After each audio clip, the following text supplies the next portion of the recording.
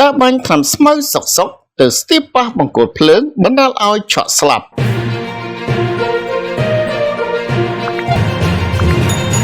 បរិមម្នាក់ត្រូវចរន្តអគ្គិសនីដែលតបជាប់នឹងបង្គោលភ្លើងបង្គោលដែកនៅខាងក្រោយផ្ទះឆ្លងចរន្តឆក់បណ្ដាលឲ្យស្លាប់នៅពេលដែលគាត់ដើរបាញ់ស្មៅសុកហើយទៅប៉ះនឹងបង្គោលភ្លើងនោះ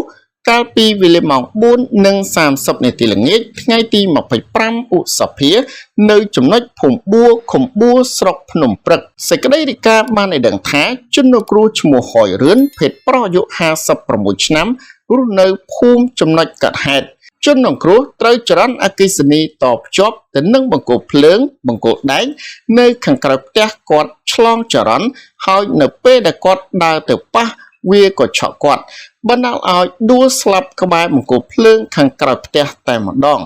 បើតាមការបំភ្លឺនានាពីក្រុមគ្រួសារបានរាយការណ៍ប្រាប់សមត្ថកិច្ចថា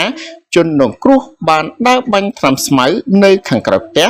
ហើយបង្គោលភ្លើងនោះនៅខាងក្រោយផ្ទះគាត់ប្រភពដដែលក៏បានបញ្ជាក់ថាពេលគាត់កំពុងដើរបាញ់ថ្នាំស្មៅសុកមិនដឹងយ៉ាងម៉េចគាត់បានដើរទៅស្ទាបបង្គោលភ្លើងខណៈដែលបង្គោលភ្លើងនោះឆ្លងចរន្តដែលគាត់មិនបានដឹងក៏ឆក់គាត់ស្លាប់ដេកដួលជាមួយធុងបាញ់ថ្នាំក្បែរបង្គោលភ្លើងយ៉ាងរន្ធត់បង្កឲ្យមានការភ្ញាក់ផ្អើលពេញភូមិមន្ត្រីមូលដ្ឋានបានចុះទៅពិនិត្យភ្លាមក្រោយកើតហេតុសមត្ថកិច្ចបាននិយាយថាបើពិនិត្យមើលស្ថានភាពនេះគឺជារឿងចៃដន្យបំផុតដែលជនរងគ្រោះមិនបានគិតថាបង្គោលភ្លើងដែកនេះមានចរន្តអគ្គិសនី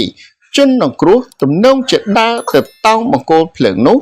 ដោយមិនដឹងថាមានឆ្លងចរន្តទើបឆក់គាត់បណ្ដាលឲ្យស្លាប់បែបនេះក្រោយពិនិត្យសមត្ថកិច្ចបានធ្វើកំណត់ហេតុប្រគល់សពជនរងគ្រោះឲ្យក្រុមគ្រួសារធ្វើបុណ្យតាមប្រពៃណីហើយ